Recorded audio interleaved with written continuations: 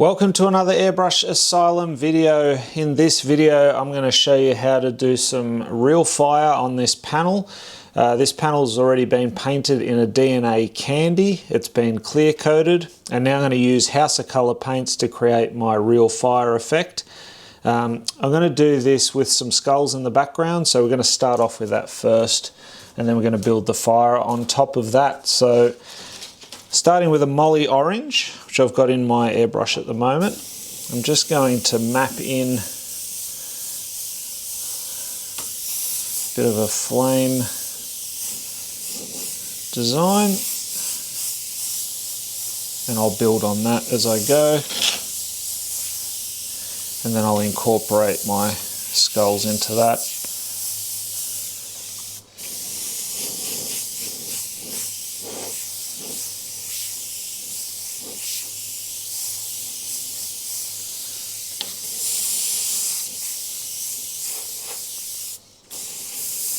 So the templates that I'm using are part of my Fire Tool template set. Comes with 4 templates in the set, all different shapes obviously, to help you create some basic real fire like this. Now, I'm not going for a photorealistic fire, this is a stylized fire. This sample panel is actually going to be for a hot rod that I'm going to be airbrushing later this year. So I'm doing a few samples for the client so that he can take a look first. You may have already seen another one of these that I did where I tested water-based flames versus urethane. If you haven't checked that out, I'll pop a link up top here somewhere, and you can go take a look at that video as well. He ended up deciding on obviously going for the automotive fire, using the real candies. So now we are tweaking it a little bit more and adding some skulls in it. He also asked me to make the fire a little bit more sort of like uneven, I guess, so not as structured as I normally would. I kind of have a specific style, and trust me, it's actually kind of hard to fight against recreating that style, but I'm doing the best that I can to mess it up a little bit. So this fire should end up looking a little bit different to what I'm used to doing, or what you usually see me doing. So I'm just continuing with that molly orange. Now I'm brightening up some of these areas, and then I'll begin to add some skulls in there as well.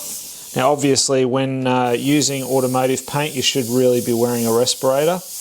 But while I'm filming, I'm talking to you, and it's all just done off the cuff, and I've got a microphone on, so if I was to wear a mask, you wouldn't hear me. So hence why I'm not wearing one at the moment. But in between, what I'll do is I'll hit my extraction fan here and suck out some of the fumes, and we'll be right. I don't do this very often without a respirator on. So I'm doing some dot highlights as well, like a bit of an ember, just building the structure of the fire.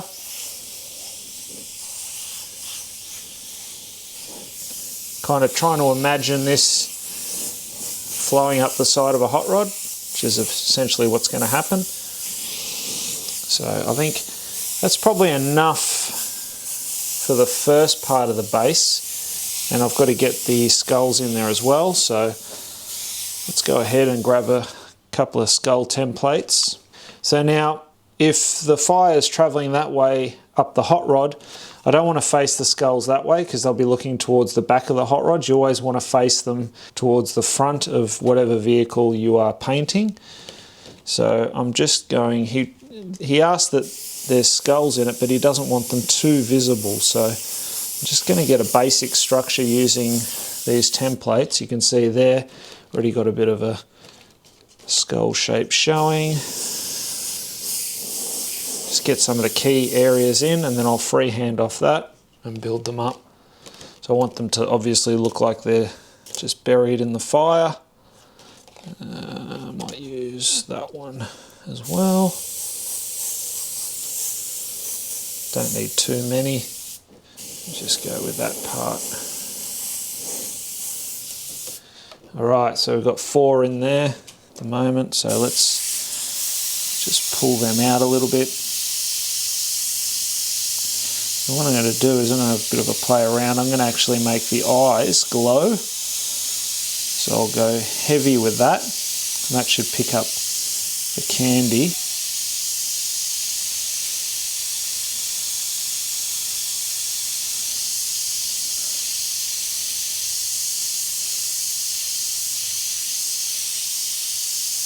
And just glow around the outside as well, so that way it's kind of the brightness of the fire around the skull. Do some real bright stretched out highlights for the teeth, sort of accentuate that.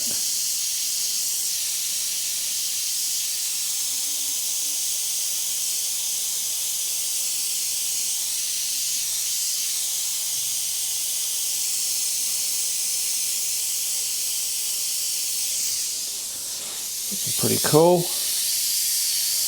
Obviously there's going to be numerous coats to build on this, but just want to start to really layer it in.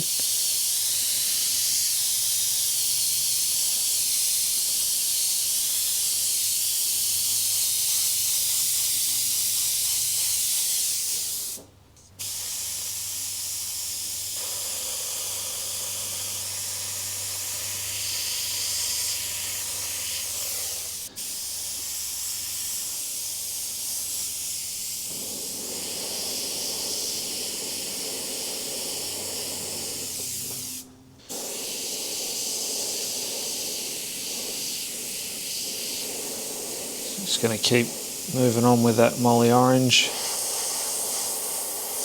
Probably hard to see on camera, but I've got enough there to work from, as in I can just see where my outlines are.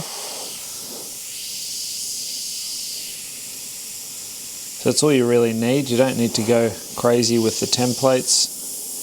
Less is more. I'm just hitting some of those key areas, the eye sockets, the nostrils, the teeth, and the cheekbone.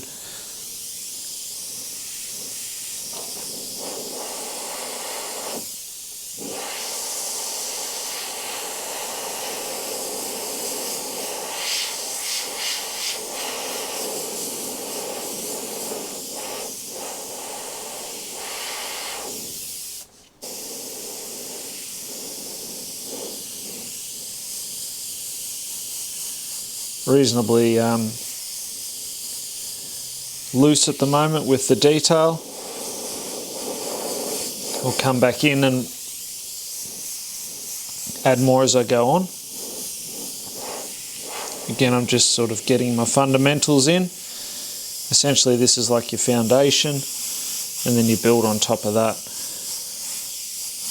But because I'm going for a different look and style this time, I'm tweaking it up a little bit, making it a bit brighter as well off the first tone. So I'm going to go a red candy over this,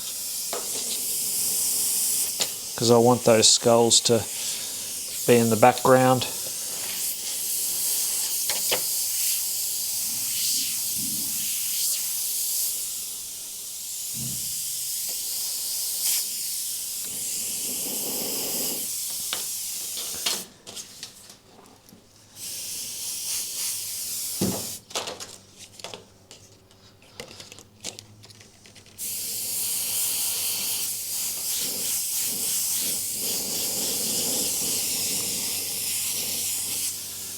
So the airbrush that I'm using at the moment is the Iwata CMC Plus Micron. This is actually my airbrush from about 20 odd years ago, and still to date is my favourite Micron that I have. Pretty much because it is so old, it just it just flows really nicely.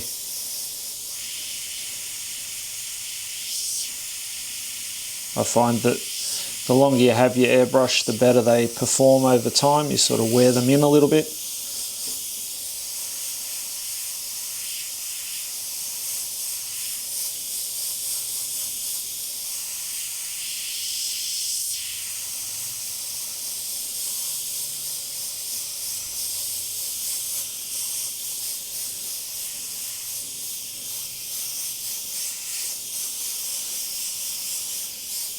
I do hope that you're enjoying this video so far. If you are getting some value out of it, by all means give it the thumbs up and share it out.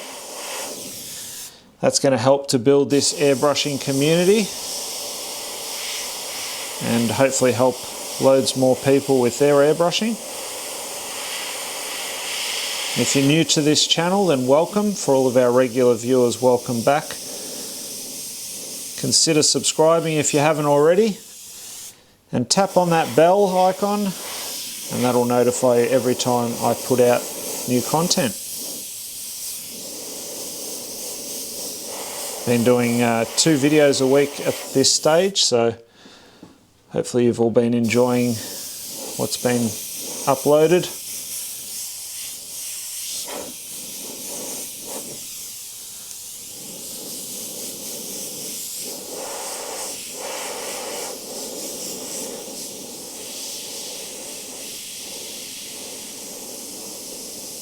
Let's brighten up some of that, the eye socket there.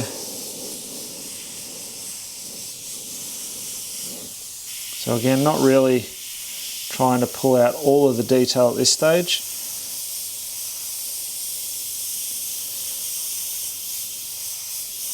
As it goes on, I'll fine tune it. Let's get a bit of a outline there for the skull's head. Alright, let's brighten up a bit more of this fire before I hit it with some candy.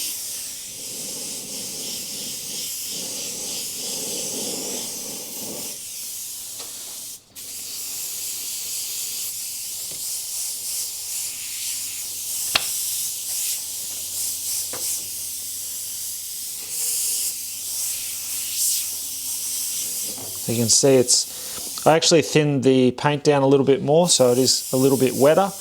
I'm not too worried about that. That's actually going to give it some effect as well by going up a little bit too close and getting it nice and wet. You get kind of a real sharp defined edge on either side of that line, which is good. And that'll eventually all disappear into the background, but those little effects will help to build some of the texture. I think I might build out this lick a little bit more to balance it out.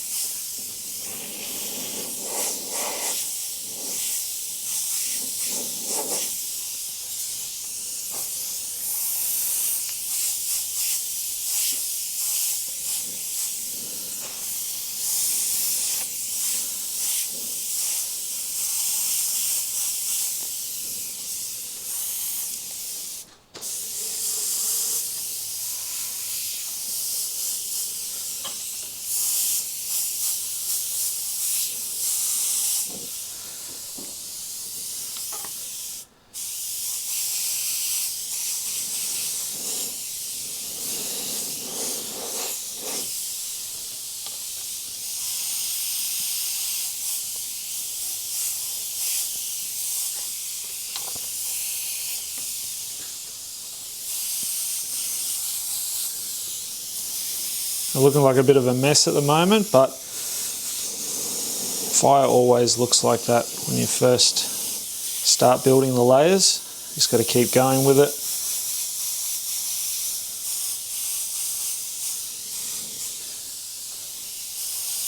Just brighten up a couple of other bits, and then I think we'll be ready to nearly put some candy down. Before I do that, I want to do a bit of a transparent black in and around the skulls before I candy it. I want it to actually look a little bit like the fire has burnt on the actual colour of the candy here, so the purple candy. So what I want to do is, by going around some of the flame, That's going to hopefully give me that impression that it's burning the original colour away with this real fire, and then I'm going to further render everything as I go on. So let's get some transparent black. Okay, so using House of Colour black, this has just been thinned out. I'm going to go around the edges of the fire as well as the detail of some of the skulls, but before I do that, I'm just going to give this a quick tack rag. This will get any of the dry spray off that you get when airbrushing. And I'll do this in between the candy coats as well.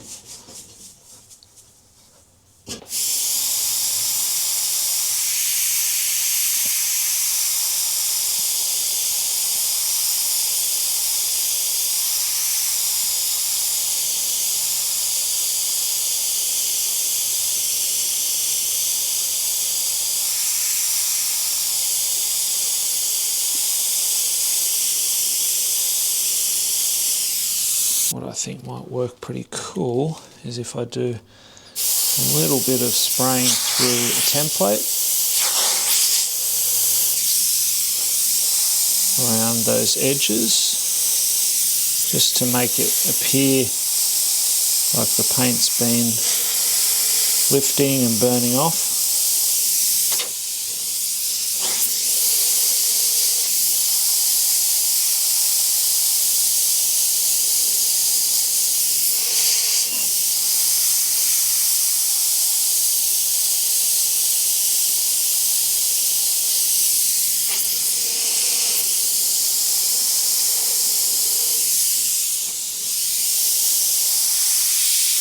I'm not really 100% sure how this is going to turn out. Hopefully it looks good. It's the first time I've done this particular effect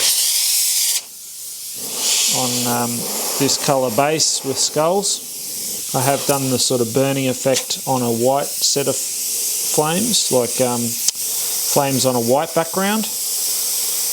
Did that a little bit different. I didn't use a texture template, so this is a first for that. But this is why I like doing sample panels for a customer. You're better off doing it now and making sure he's happy than if you did a whole hot rod with this and then he's not happy at all.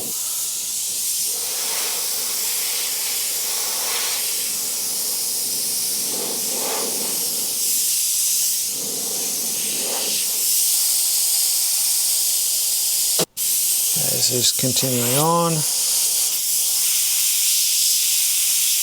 Focusing a lot on the bulk of the fire at the moment, so around these areas first, and then I'll tackle the embers.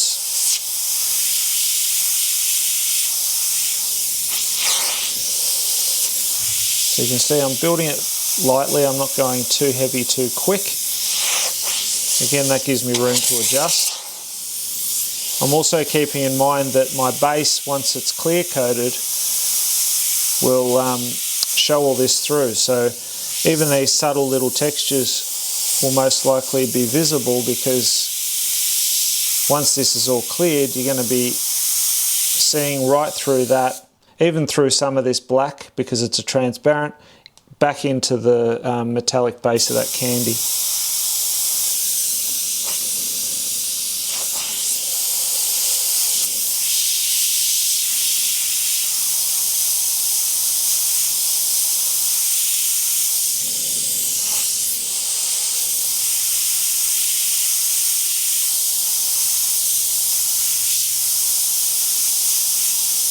Get a bit of movement there, and those embers and the flame wicks towards the end. So remember, I want that fire to look like it's sort of travelling, and you know, the fire's burning up the side of the hot rod.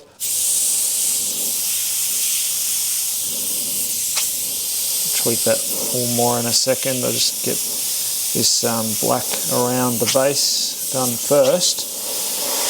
And then I'll come in and tweak it a bit more. Add a bit of that movement, I think that'll work well. Again, it's all experimenting.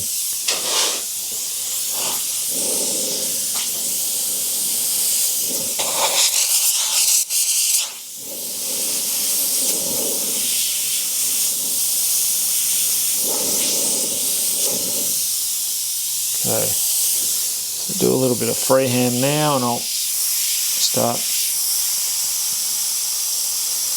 sending some of these shadows tapering off this direction. So we're sort of trying to get that, like I said earlier, that movement.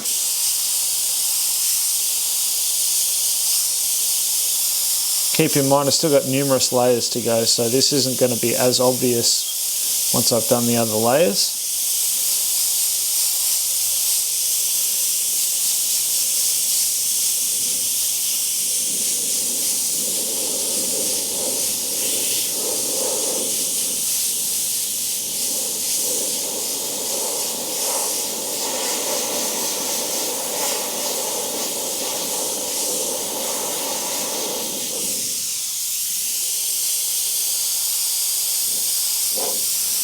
I'm going to do as much with the embers, just a little bit around them.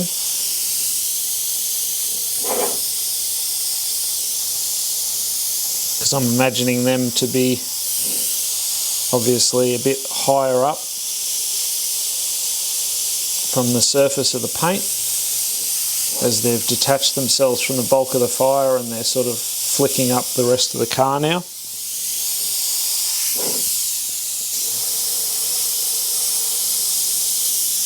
Ultimately, it's, you know, more so about what's going to look really cool at the end. It doesn't have to be scientifically correct. You know, it is artwork. It can be a little bit interpretive and fun. That's what it's all about.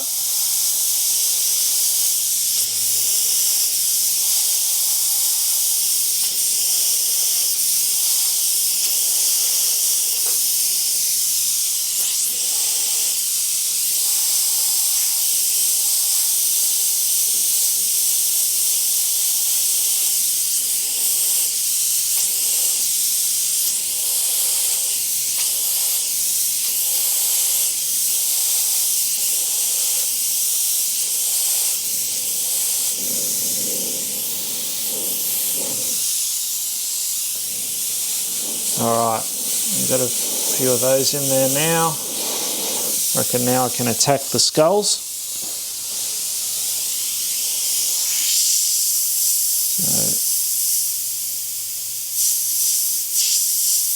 So, different to what I would normally do, because I wouldn't be using black straight away, and usually the black would be in the eye sockets and the heavy shading in those areas, but I want this to look a little bit different.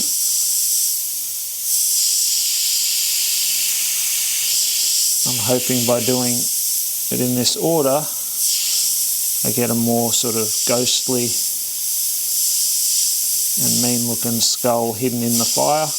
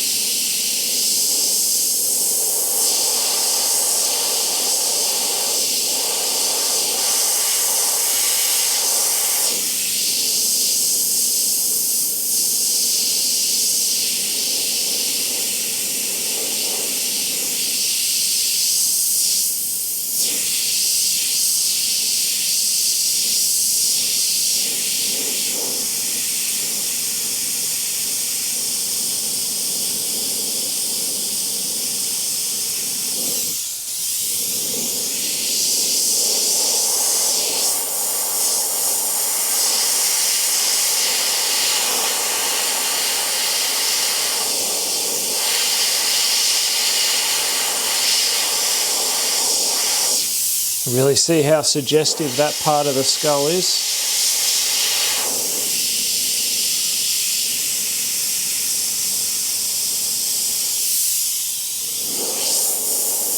And even with the teeth.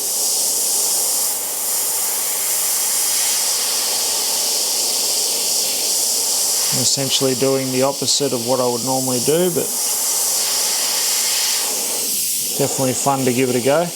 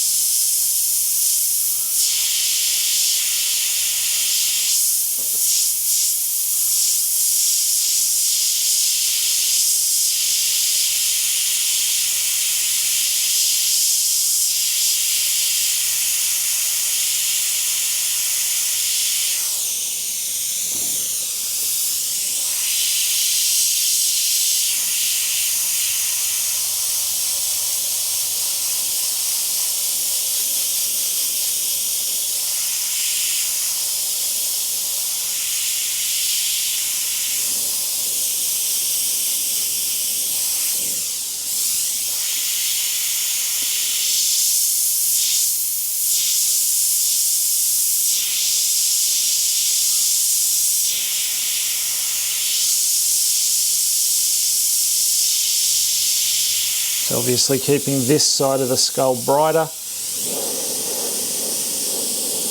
as that's the bulk of where the fire is coming from.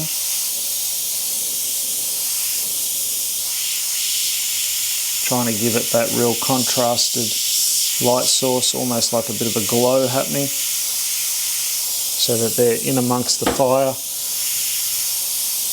and just merging out.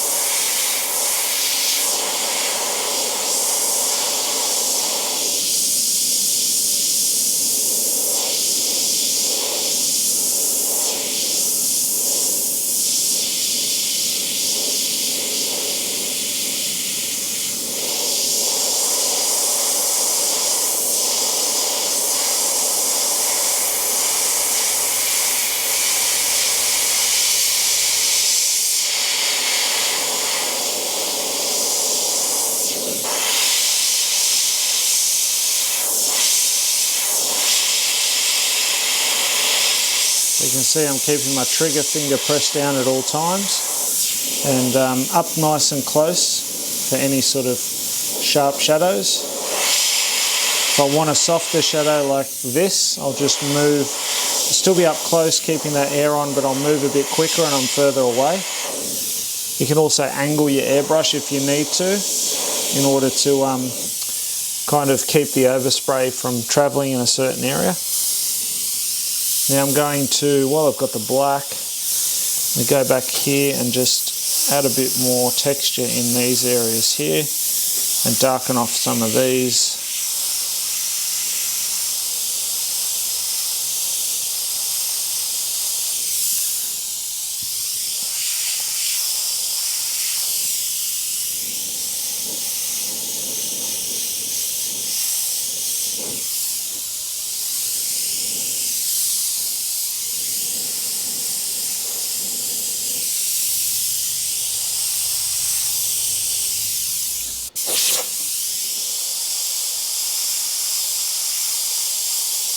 A few more shadows.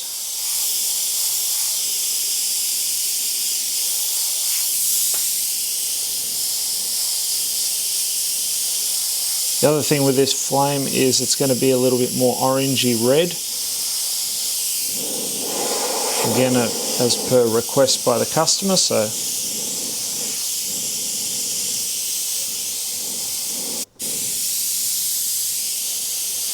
which I'm pretty happy about anyway.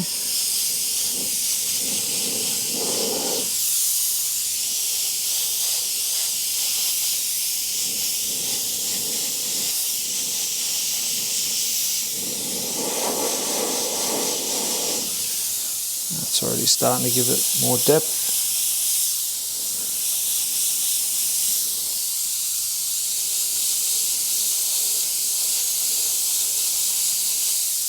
You can see how gradual you can really build with the shadows with that transparent House of Colour black. So it's just black using a reducer, but because it's the heavily reduced, makes it nice and transparent. You could also add in a binder if you wanted, say well, their Intercoat Clear would work if you wanted to use that, but there's really no need.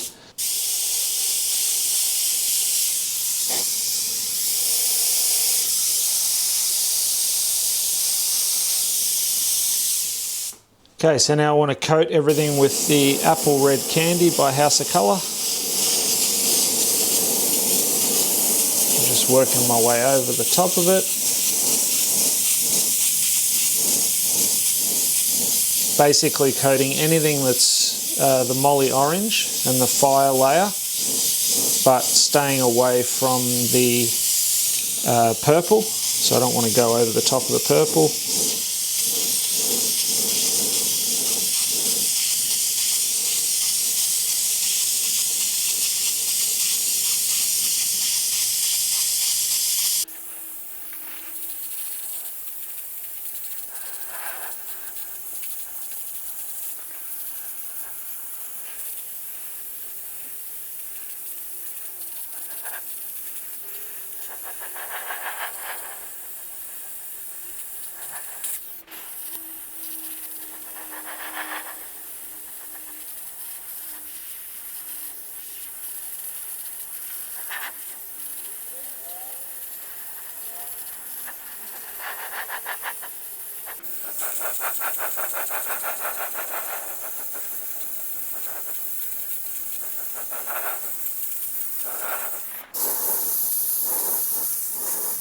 Okay, so now I've let that candy red dry a little bit, and just lightly I'm just going to tack rag back over the candy before I put some Intercoat Clear over to seal that layer in. This will help to stop any bleed through when I do the, or when the customer arranges to have the final clear coat put on this panel. Candy bleed basically means that, for argument's sake, if I finish the fire with all the different colours, say the orange, a bit of yellow, whatever it may be, if you don't seal it in, once the clear goes on, it reactivates the base and sucks the candy, the first colour, right through to the top. So virtually these flames would then just be completely red again, which I don't want. Okay, so time to get some SG100 Intercoat Clear on there.